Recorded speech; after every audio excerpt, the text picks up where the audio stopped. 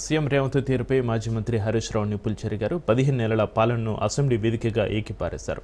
సర్కార్ను నడిపించడంలో పూర్తిగా విఫలమయ్యారని దుజ్జమెత్తారు. వంట అంతా తాము వండితే గంట తిప్పి కాంగ్రెస్ నేతలు వంట చేశామని చెప్పుకుంటున్నారంటే ఎద్దేవా చేశారు. నీళ్లు, రోడ్లు, జాబులు, విద్యారంగంతో పాటు ల్యాండ్ వర్క్ ఒక్కొక్కటిగా కాంగ్రెస్ చేసిన తప్పులను హరీష్ రావు ఎత్తి చూపారు.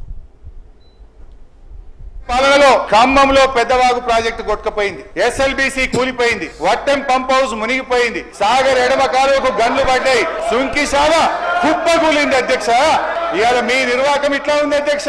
పాలేందో నీళ్ళేందో ఈ రాష్ట్ర ప్రజలకు తెలవాలి. ఎందుకంటే మీ నిర్వాహకం వల్ల ఈ సంవత్సరం 34% వాడుకోవాల్సిన నీళ్లు 24% వాడుకోవడం వల్ల నల్లగొండ, ఖమ్మం, మహబూబ్ నగర్ జిల్లాలో ఇలా ఎట్లా పంటలు ఎండిపోతున్నాయో. సెక్షన్ 3 అనేది తెలంగాణకు ఒక వరం అధ్యక్ష.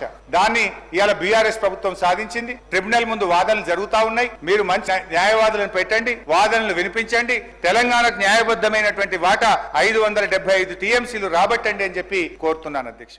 చివరికి గురుకులాల్లో చదువుకున్న చిన్నారులు కూడా సరి అయిన ఆహారం పెట్టక 83 మంది పిల్లలు ఈ రోజు ఈ రాష్ట్రంలో చనిపోవడం జరిగింది అధ్యక్ష. బాధ ఏంటంటే అధ్యక్ష, ముఖ్యమంత్రి గారే హోంమంత్రి, ముఖ్యమంత్రి గారే సోషల్ వెల్ఫేర్ మంత్రి, ముఖ్యమంత్రి గారే విద్యా మంత్రి, దగ్గరున్న శాఖల్లోనే ఇవాళ పిల్లలు 83 మంది చనిపోవడం ఇది నిజంగా బాధకరం, సిగ్గుచేట అధ్యక్ష.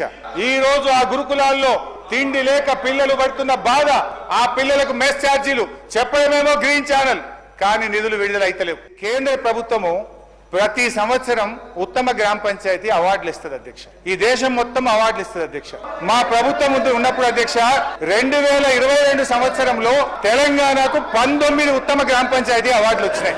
2023లో 13 ఉత్తమ గ్రామ పంచాయతీ అవార్డులు వచ్చినాయి. వీళ్ళ ప్రభుత్వం వచ్చినాక 2024లో ఒకే ఒక్క ఉత్తమ గ్రామ పంచాయతీ అవార్డు వచ్చింది. ఇంతకంటే ఇంకేం సాక్ష్యం కావాలి అధ్యక్ష? మా పనితీరుకు, కాంగ్రెస్ పాలనకు ఇంతకంటే ఇంకేం నిదర్శనం కావాలి అని నేను అడుగుతా ఉన్నాను అధ్యక్ష.